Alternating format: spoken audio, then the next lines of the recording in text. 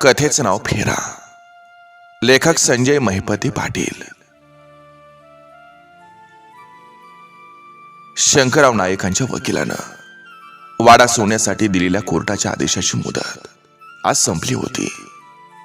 हरिभाऊंच्या वाड्याबाहेर नाईकांचा वकील आणि त्यांची 4 माणसं उभी होती.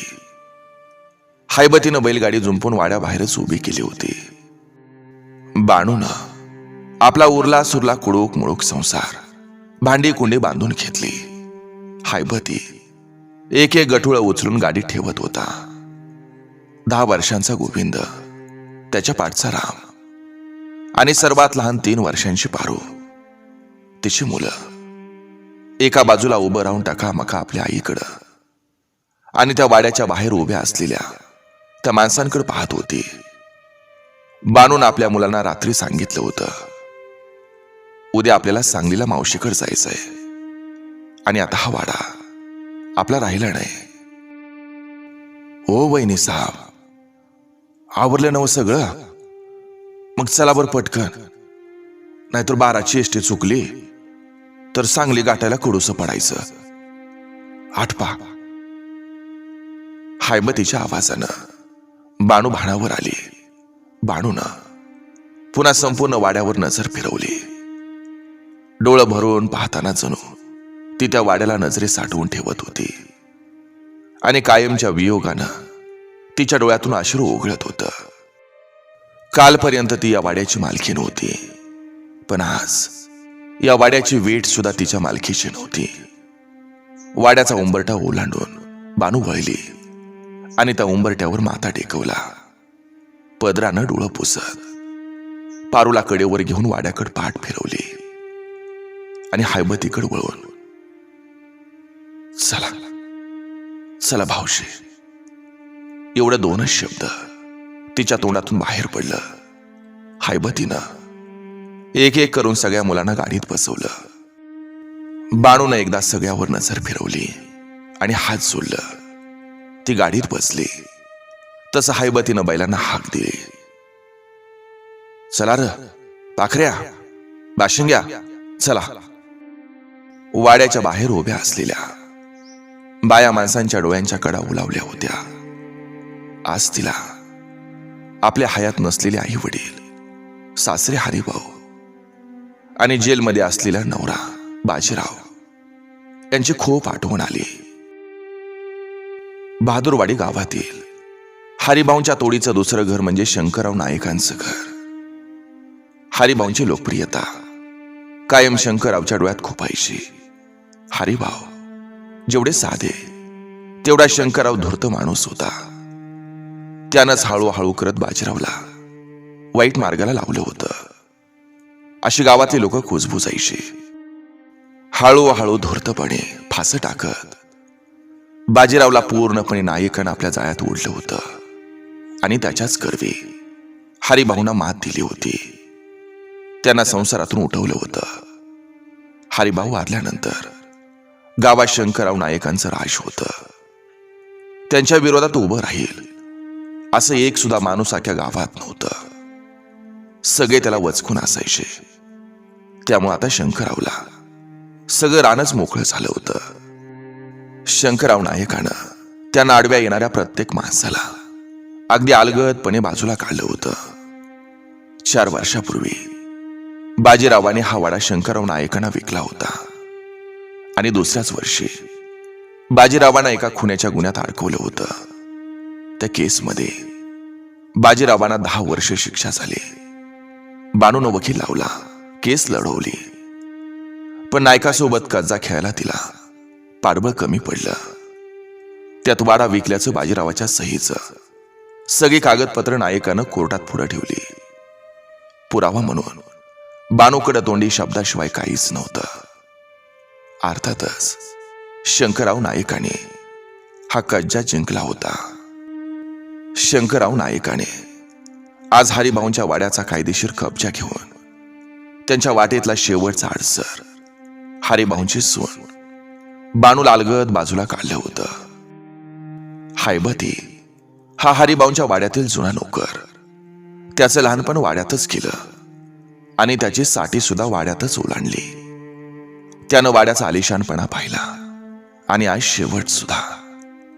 सगळे नोकर चाकर कधीच काम सोडून निघून गेले होते, पण पडत्या काळात एकट्या मालकिनीला वाड्यावर सोडून जायला त्याचं मन धचत नव्हतं. गाव सोडून जायच्या आधी मालकिनीला त्यांच्या मावशीकडे धाडलं की चिंता मिटली. या भावनेनं तो आजपर्यंत वाड्यावर थांबला होता. शेवटी आज तो दिवस उसाडलाच. आज कोर्टाच्या आदेशानुसार बानूला वाडा सोडावा लागला. दोडक्या चालीनं बैल चालत होती. गाडीच्या चाकासोबत बानूच्या विचारांचं चक्र सुद्धा फिरत होतं. हरिभाऊ आणि दादासाहेब भडकमकर हे लहानपणीचे मित्र. दोघेही पंचक्रोशीतील नावाजलेले पैलवान. हरिभाऊ एका जमीनदारांच्या घरचे तर दादासाहेब एका शेतकऱ्याच्या घरचे. पण दोघांची गरिबी किंवा श्रीमंती त्यांच्या मैत्रीआड ही कधीच आली नाही. वयोमानानुसार त्यांची कुस्ती सुटली. दोघेही लग्न संसारात अडकले, पण त्यांच्या दोस्तीत मात्र दुरावा हा कधीच आला नाही. कालांतराने दोघांनी आपापल्या घरचा कारभार सांभाळला. दादासाहेब भडमकर आपल्या वडोलोपार्जित शेतीत काम करून संसाराला लागले, तर हरिभाऊ आपल्या जमीनदारीचा पसारा सांभाळायला लागले. दादासाहेब अधूनमधून हरिभाऊंना भेटायला वाड्यावर यायचे. हरिभाऊ बहादूरवाडी गावातील एक प्रतिष्ठित आसामी. गावाच्या मधोमध डौलानं उभा असलेला हरिभाऊंचा वाडा म्हणजे पंचक्रोशीतील कुतूहल आणि आदराचं स्थान. संकटकाळी गोरगरिबांना या वाड्याचा आधार वाटायचा. गावातील छोट्या मोठ्या भांडण तंट्यांचा न्याय हा वाड्यावरच व्हायचा. हरिभाऊंचा एकुलता एक पुत्र बाजीराव हा 5 वर्षांचा असताना एका आजारपणात त्याची आई गेली. आई विना पोर म्हणून जरा ते लाडातच वाढलेलं. तर इकडं दादासाहेबांना 3 मुलं. पहिला संताजी बाजीरावांच्या वयाचा, दुसरी बानू नुकतीच 14व्या वर्षात दाखल झालेली, आणि धाकटा शंकर 10 वर्षांचा. त्यांच्या घरात दादासाहेब, त्यांच्या पत्नी, त्यांचे म्हातारे आई वडील आणि ही 3 मुलं हा दादासाहेबांचा परिवार. दादासाहेबांच्या पडत्या काळामध्ये हरिभाऊंचा त्यांना मदतीचा हात असायचा. दादासाहेब सुद्धा त्यांच्या शेतामध्ये मशागत करून त्याची परतफेड करायचे. असं एकंदरीत या दोघांचं साठं लोटं चालू राहायचं. पण यावेळी मात्र काळ खूप कठीण आला होता. सलग 2 वर्ष पावसानं हुलकावणी दिली होती. पीक तर सोडाच, गुराढोरांना पाणी मिळणंही अवघड झालं होतं. यावेळी दादासाहेबांच्या कुटुंबाची अवस्था तर खूप बिकट झाली होती. गाठीशी असलेली रक्कम विहीर काढण्यासाठी खर्च झाली. विहिरीला पाणी लागायचं तर सोडाच, पावसा पाण्याविना 4 एकर शेताचं नुसतं वाळवान झालं होतं. वैरण पाण्याविना गोट्यातल्या जनावरांचं कासरं कापून सोडून देण्याची वेळ ही त्यांच्यावर आली होती. 7 माणसांचं कुटुंब, हाताला काम नाही, जवळ पैसा नाही, त्यात घरात धान्याचं शेवटचं ठिकं शिल्लक होतं. अशा वातावरणात दादासाहेबांना आशेचा एकच किरण म्हणजे हरिभाऊंचा वाडा. त्यांचं पाय आपसुकच वाड्याच्या वाटेकडे वळालं. इकडं हरिभाऊंच्या डोक्यात एक वेगळीच कल्पना घोळत होती. दादासाहेबांची मुलगी बाणूबद्दल हरिभाऊ जाणून होते. मुलगी सुशील आणि सुंदर होती. हाडापिंडानं धडधाकट होती. तिला पाहिल्यापासून हरिभाऊनी मनोमन बाणूला सून म्हणून वाड्यात आणायचं हे ठरवूनच टाकलं होतं. हरिभाऊ विचारात मग्न होते आणि नेमकं दादासाहेब वाड्यात समोर येऊन उभे ठाकले. ते पाहून हरिभाऊंना आश्चर्यच वाटलं. नमस्कार सावकार, नमस्कार. हरिभाऊंना बघून दादासाहेबांनी हात जोडलं. दादासाहेब या या, बऱ्याच दिवसांनी फिरकला इकडं. तसं नाही हरिभाऊ, या दुष्काळानं काय सूचना झालं बघा. बरंच दिवस झालं तुम्हासनी भेटू म्हणत होतो, पण सवड मिळाली नाही. म्हणून आज मुद्दामच वाट वाकडी केली बघा. बरं, हिरीचं काम आवरलं नव? हरिभाऊ, अहो कसलं काय आणि फाटक्यात पाय अशी गत झाल्या बघा.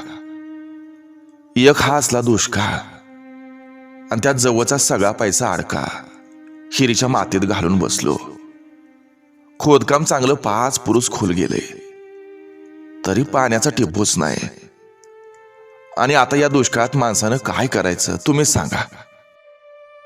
बरं दादासाहेब, हे बेदीत जातील. जर आपण कड काढायला पाहिजे बघा. काय लागलं सवरलं तर हाय की आम्ही. अहो कशाला घाबरताय?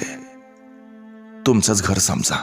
हा, हे बोलताना आज हरिभाऊंच्या चेहऱ्यावर एक विशिष्ट प्रकारची चमक दिसून येत होती. हा हरिभाऊ, हा तुमचाच आसरा आहे बघा, दुसरं काय. बोलता बोलता पान तंबाखू झालं तोवर आतून चहाचं कप आलं. दादासाहेबांनी उठून जवळच्या मोरीवर खळखळून चूळ भरली. हरिभाऊने बसल्या जागेवरून पुढं सरकत एक पिचकारी मारली. पाण्याचा तांब्या वर धरून 2 चुळा भरल्या आणि दादासाहेबाकडे वळत म्हणाले, हा घ्या चहा, थंड होईल. दोघांनी चहा घेऊन कप बशा बाजूला जोत्यावर सरकवल्या. हरिभाऊ आडकी त्यात सुपारी पकडून जरा दादासाहेबांकडे सरकत त्यांच्या हातावर सुपारीचं खांड ठेवत म्हणाले, दादासाहेब, तुम्ही काय मागण्याआधी मीच तुमच्याकडे गोष्ट मागणार आहे. फक्त मला नाउमेद करू नका. अहो हरिभाऊ, का गरीबाची मस्करी करताय? मी तुम्हाला काय देणार? अहो मीच मोठ्या आशेनं तुमच्याकडे आलोया.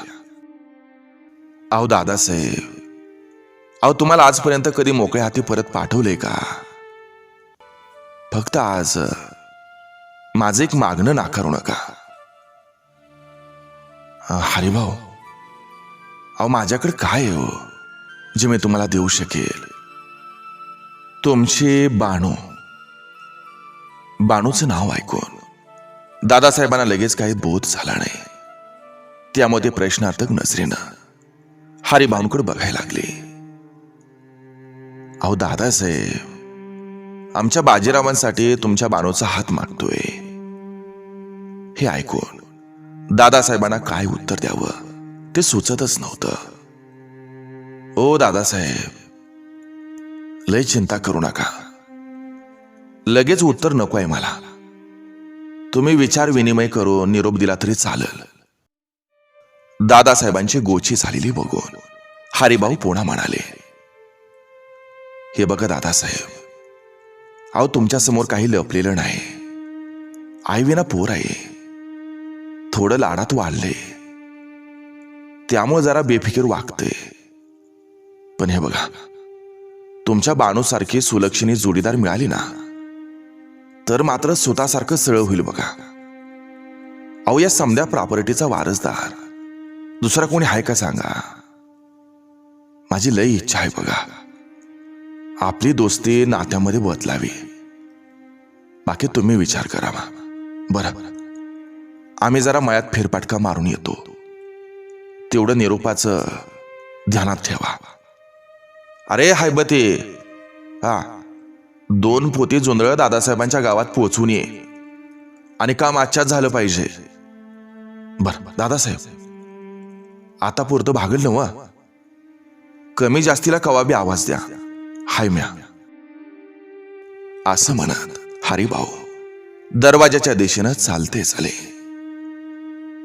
बाणू वयाच्या 14व्या वर्षी या गावात हरिभाऊंची सून आणि बाजीरावांची अर्धांगिनी म्हणून आली. त्या लहानशा वयात लग्न, संसार, स्वप्न हे सगळं काही कळायच्या आधी तिला संसारात कटुपणा जाणवायला लागला होता. बाजीराव वाड्यातील एकुलता एक वारसदार, त्यात लहानपणापासून आई विना पोर म्हणून लाडात वाढल्यानं त्याच्या वागण्यात लहानपणापासूनच एक बेफिकिरी होती. वयात येताना सगळ्या वाईट धंद्यांची डिग्री त्याच्या नावावर चढली होती. हळूहळू हरिभाऊंच्या कानावर बाळराजांचे प्रताप यायला लागले. हरिभाऊने सुरुवातीला समजावून बघितलं, पण त्याचा काहीच परिणाम होत नव्हता. हे लक्षात आल्यावर त्यांनी साम दाम आणि दंड वापरून पाहिलं, तरी त्याचा काहीच उपयोग झाला नाही. उलट बाजीरावाच्या वागण्यात बेरकीपणा वाढत चालला होता. शेवटी हरिभाऊ त्याच्या समोर हातबल झाले. त्यांच्या नजरेत एकच आशेचा किरण दिसत होता, आणि ते म्हणजे पोराचं लग्न.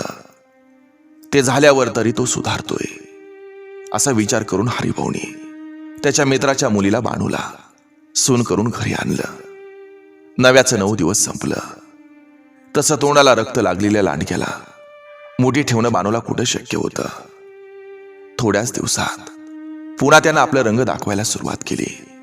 बानूनं आपल्या परीनं समजावून सांगितलं, प्रेमानं सांगितलं, पण बाजीरावांच्या वागण्यात फरकही पडलाच नाही. शेवटी नशिबाला दोष देण्यापलीकडं बानूच्या हातात दुसरं काहीच नव्हतं. हरिभाऊंना बानूकडे बघून अपराध्यासारखं वाटायचं. बऱ्याचदा त्याने बानूला तसं बोलूनही दाखवलं.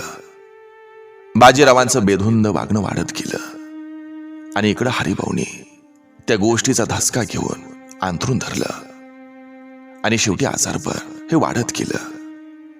बानूनं आजारपणात त्यांची खूप सेवा केली, पण एके दिवशी त्याने बानूकडे बघत कापरे हात सोडले आणि प्राण त्यागले. आणि खरं तर इथूनच बानूच्या दुर्दैवाची उचल खाल्ली. हरिभाऊंच्या जाण्यानं वाड्याचे सगळे सूत्र बाजीरावांच्या हातात आले, पण बाजीरावांच्या तापट स्वभावामुळं हळूहळू वाड्यातील जुने जाणते नोकर चाकर काम सोडून जायला लागले. शेतीवाडीवर लक्ष नसल्यानं आंधळ दळतय आणि कुत्रं पीठ खातय अशी अवस्था झाली. त्या दारू आणि जुगाराच्या नादात बाजीरावाचं पाय हे आणखीनच खोलात अडकत गेलं. त्यात निसर्ग नियमानुसार खाणारी पोटं वाढली. बाजीरावांचं जुगार आणि दारूच्या व्यसनाबरोबर वाड्यावरच्या कर्जाचा डोंगर सुद्धा हा वाढत गेला. ज्या मळ्यात कधी मोती पिकायचं, गुराढोरानं गोटा भरलेला असायचा, अन्नधान्य आणि दूध दुभत्यानं वाडा ओसंडून व्हायचा. वाड्यात कुठूनही आलेला पै पाहुणा, नोकर चाकर, अगदी परका माणूस सुद्धा कधी उपाशी पोटी परत गेला नाही. त्याच वाड्यात आज मुलं बाळ अन्नाला महाग झाली होती. हरिभाऊंच्या नंतर फक्त 10 वर्षात वाड्याला उतरती कळा लागली होती. इतकं होऊनही बाजीरावांचं डोळं उघडलं नव्हतं. शेवटी जुगारात सगळं शेत जमीन गेल्यावर डोळं उघडलं. कर्जदार दारात येऊन उभं राहायला लागले. शेवटी राहता वाडा हा शंकरराव नायकांकडे घाण ठेवून काही कर्जदारांची परतफेड केली. अशातच गावात झालेल्या मारहाणीच्या प्रकरणात बाजीरावांचं नाव आलं. जखमी माणसाला दवाखान्यात नेत असताना त्याचा जीव गेला, आणि करणारे नामानिराळे राहिले, पण फास मात्र बाजीरावांच्या गळ्यात आवळला गेला. माहेरच्या मंडळींनी बानूकडे बघून शक्य होईल तोपर्यंत मदत पुरवली. या काळात बानूचे आई वडील सुद्धा देवाघरी गेले. शेतीवाडी पिकत नव्हती, म्हणून तिच्या दोन्ही भावांनी गाव सोडून आपल्या मुलाबाळासह मुंबई गाठली होती. सुरुवातीला अधून मधून 4-2 वर्ष येऊन भेटायचे, थोडाफार पैसा अडका देऊन जायचे. पण बाजीरावांच्या पराक्रमामुळं आता माहेर जवळजवळ तुटलंच होतं. साधारणतः मागील 5 वर्षापासून भावांची काहीच खबर बात नव्हती. ओ वहिनी साहेब, वहिनी साहेब, हायबतीच्या आवाजानं बानू भाणावर आली. हा, हे बघा, आष्ट्याचं इष्टी स्टँड आलं. वाईस पोरासने पोटाला घाला, आणि तुम्ही बी वाईस तुकडा खाऊन घ्या. तासाभरात इष्टी येईल बघा. वै भाऊजी, तुम्ही म्हणता तसं करूया. हायबतीनं सगळ्या पोरांना खाली उतरवलं. बानू खाली उतरली. सोबत आणलेलं भाकरी पिठलं पोरांना दिलं. हायबती आणि बानूनं सुद्धा एक एक भाकरी घाशाखाली सरकवली. स्टँडवरच्या वडाच्या झाडाखाली सगळे बसले होते. पुढच्या आयुष्याची चिंता बानू आणि हायबतीच्या चेहऱ्यावर स्पष्ट दिसत होती. तितक्यात एसटीचा आभास आला. वहिनी साहेब, एसटी आली वाटतं. काळजी घ्या. ह्या जन्मात परत भेट होईल का नाही माहित नाही. त्या परमेश्वराच्या भरवशावर सोडतोय तुम्हाला. हा. हे बोलताना दोघांचंही डोळं टपडपलं होतं. भाऊजी, तुम्ही माझ्या पडत्या काळात सावलीसारखं माझ्या पाठीशी उभं राहिलात. तो परमेश्वर मी नाही पाहिला, पण तो नक्कीच तुमच्यासारखा असेल. मरत्या दमापर्यंत मी तुमचं उपकार विसरायची नाही भाऊजी, नाही विसरायची. असं बोलून बानू हैबतीच्या पायावर झुकली. अहो वहिनी साहेब, हे काय करता तुम्ही? अहो मालकीन आहे आमच्या, असं नोकर माणसाच्या नाही पाया पडायचं. अहो भाऊजी, रक्ताच्या नात्याने साथ सोडली तेव्हा तुम्ही सोबत दिली. या घडीला तुमच्यापेक्षा मोठं कोण आहे मला सांगा की, कोण आहे? बरं राहू द्या. चला, एसटी निघायची वेळ झाली बघा. बसून घ्या तुम्ही, मी सामान ठेवतो माग. हैबतीनं एकदा सगळ्या पोरांना जवळ घेऊन कुरवा आलं. थोरल्या गोविंदला सांगितलं, हे बाळा, आईची काळजी घे. आणि हैबती एसटीच्या खाली उतरला. 2च मिनिटात एसटी धुरा उडवत सांगलीच्या रस्त्यावर धावायला लागली. दूर जाणाऱ्या एसटीकडे बघत हैबती बराच वेळ उभा होता. एसटी नजरेआड झाल्यावर हैबतीनं परत बैल झोपली आणि जड पावलांनी परत बहादूरवाडीचा रस्ता धरला. जवळपास 25 वर्षानंतर बानू आज सांगलीत आली होती. आता ते 25 वर्षापूर्वीच सांगली हे राहिलंच नव्हतं. बराच बदल झाला होता सांगलीत. आपल्या चिमुकल्यांना घेऊन तिनं गणपती मंदिर परिसर पिंचून काढला, पण दिवसभरात तिच्या मावशीच्या घराचा काही पत्ता मिळालाच नाही. सूर्य मावळतीला आला तसं तिच्या मनाची चलबिचल वाढली. या अनोळखी शहरात मुलांना घेऊन कुठं जायचं हे काहीच माहीत नव्हतं. ती मनात आपल्या नशिबाला दोष देत चालत होती. चालून चालून पाय ठणकत होतं.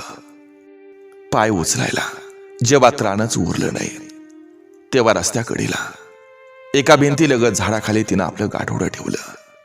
भिंतीचा आधार घेऊन एक चादर बांधली आणि त्या चादरीखाली तिनं तिचा संसार मांडला. गणपती मंदिराच्या समोरून 4 आणं देऊन त्या घेतलेल्या चिरमुऱ्यावर पोटभर पाणी पिऊन तिनं आपल्या पिलांना पंखाखाली घेतलं होतं. मध्यरात्रीची वेळ असेल. अचानक पारूच्या कन्याच्या आवाजानं तिला जाग आली. तिनं अलगद तिच्या कपाळावर हात ठेवला तर पोरगी तापानं फणफणत होती. आता एवढ्या रात्री तिला कुठल्या दवाखान्यात घेऊन जायचं हाच तिला प्रश्न पडला होता. तिनं आपल्या पातळाचा पदर पाण्यात भिजवून पारूचं सगळं अंग पुसून काढलं. तिच्या कपाळावर ओल्या पदराच्या पट्ट्या देत सगळी रात्र जागवून काढली. या अवस्थेत काय करावं हे तिला काही सुचत नव्हतं. आजची ही रात्र तिच्यासाठी काळ रात्र होऊन आली होती. पाखरांच्या किलबिलाटानं पहाटेची चाहू लागली होती. जवळच एक टांगेवाला धंद्यासाठी आपला टांगा तयार करत होता. तिची अस्वस्थता त्याच्या नजरेतून सुटली नाही. त्यानं स्वतःहून तिला विचारलं, बहन कुछ परेशानी आहे क्या? तिनं आपली सगळी कर्म कहाणी त्याला थोडक्यात कथन केले. कुणाचा कोण ओळखीचा ना पाळखीचा, पण त्यानं तिला धीर दिला. चिंता मत करो बहन, पास में सरकारी दवाखाना है, तुम टांगे में बैठो, मैं छोड़ देता हूं.